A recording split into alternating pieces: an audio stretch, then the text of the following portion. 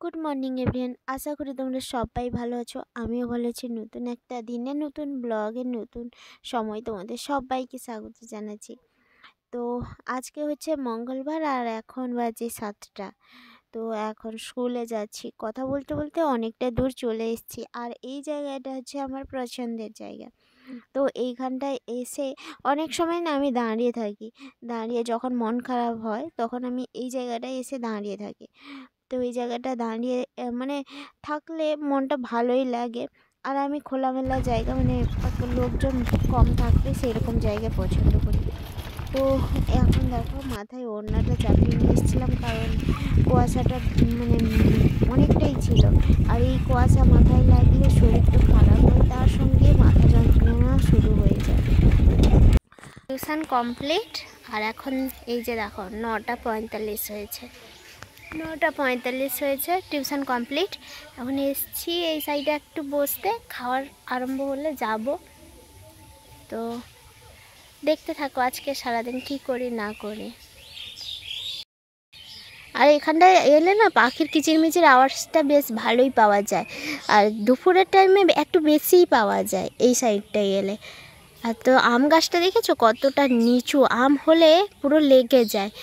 তবে ওই যে ছোট ছোট বাচ্চারা আছে ওদের বকে মানে আম যখন হয় তখন ওদের বকা দেওয়া হয় যে এই সাইডটা আসতে না, এই সাইডটা এলে ওরা আম টাম তুলে সব বাড়ি নিয়ে চলে যায়।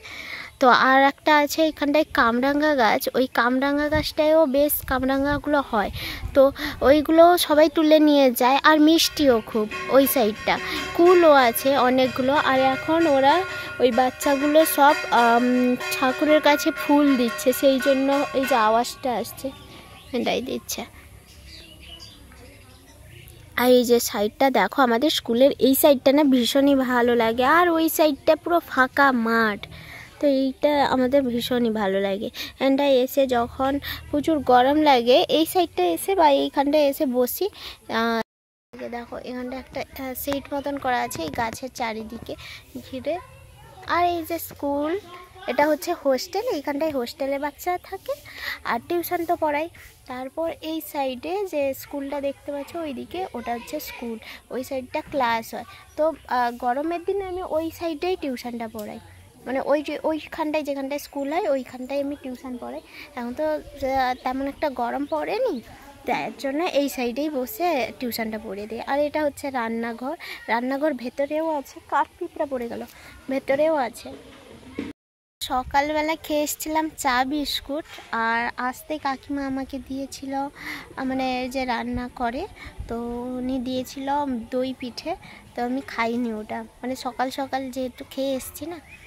তো এখন এইখানটায় বসছি। আর এখন তো বললাম 9:45 হয়ে গেছে। এরপর খাওয়া দাওয়া কমপ্লিট করবো, তারপর স্কুলে যাব। তো কাকিমা আমাকে 4টা দিয়েছিল, তার মধ্যে থেকে আমার ছাত্রীদের 3টা দিলাম। তো ওরা নিয়ে এসেছিলো। আর ওরা যখনই আসে না, 3জনই আসে, মানে আমার কাছে কিছু নিয়ে এলে।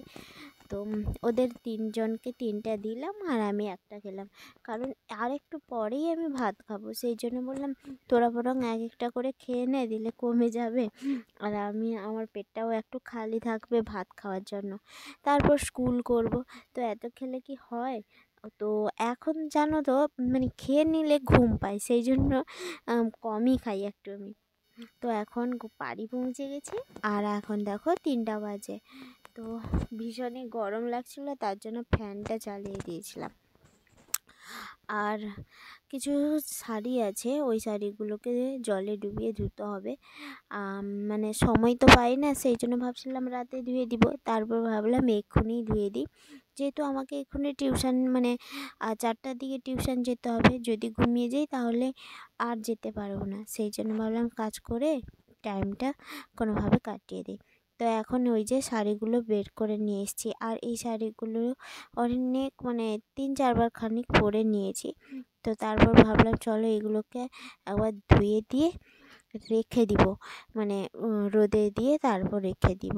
তো এখন তো বিকালবেলা, এটা কালকে রোদ থেকে তুলবো।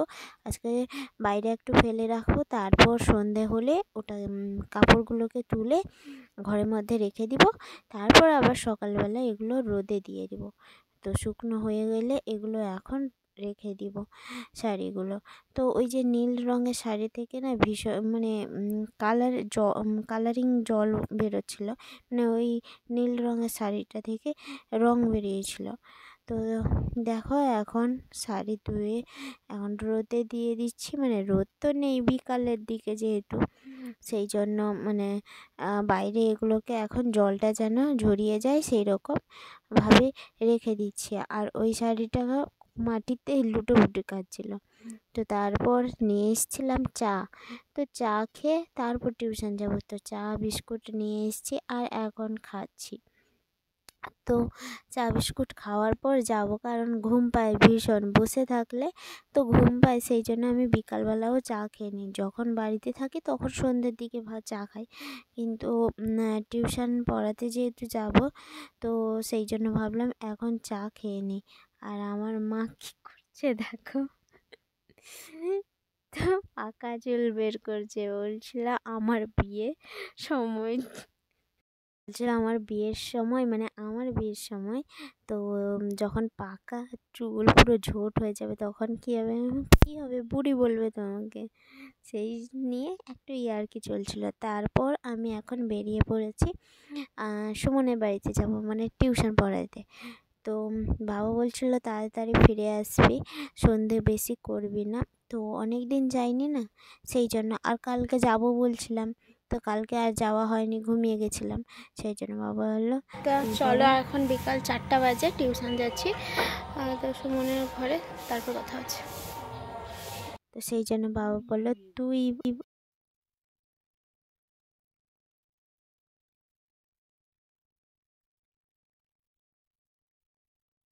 জিনিসপত্র তৈরি করে তাদের কামার বলা সত্যি কথা বলে যারা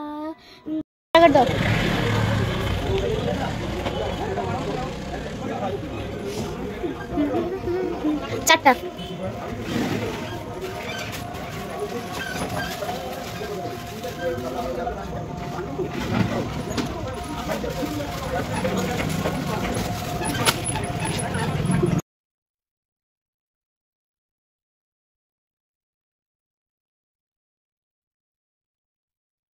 তো চলো এখন সন্ধ্যে 7টা বাজে, আর সুমন আমার সঙ্গে এসছে, সেই জন্য ভাবলাম ওদের সবাইকে আজকে একটু ম্যাগি করে খাওয়াই।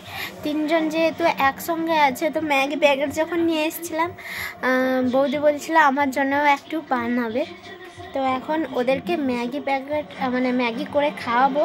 আর অনেক দিন ধরে সত্যি মানে বলতে কি ওদেরকে খাওয়ানো হয়নি।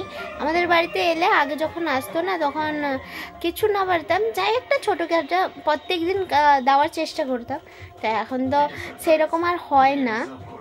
তো চলো আজকে একটু ম্যাগি করে ওদেরকে খাওয়াই।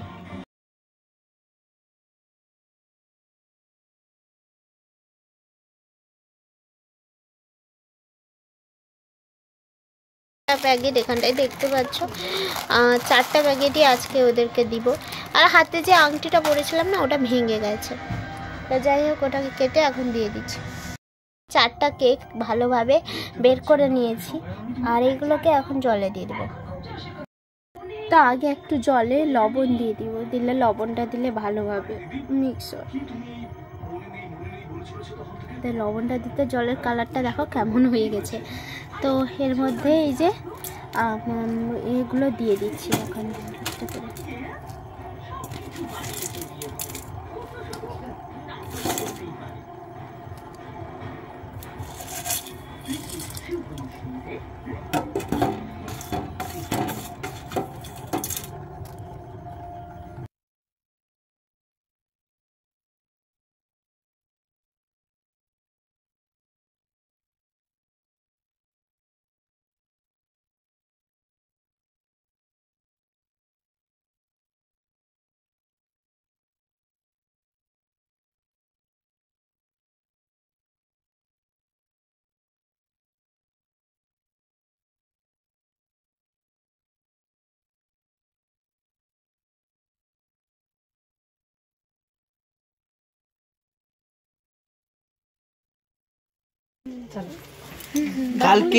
কালকে মন কাছে না ড্রোন উঠতলা ইয়ের কাইরা কথা দেখি তোমার কি কয় মাঠর মানে ড্রোন উঠতলা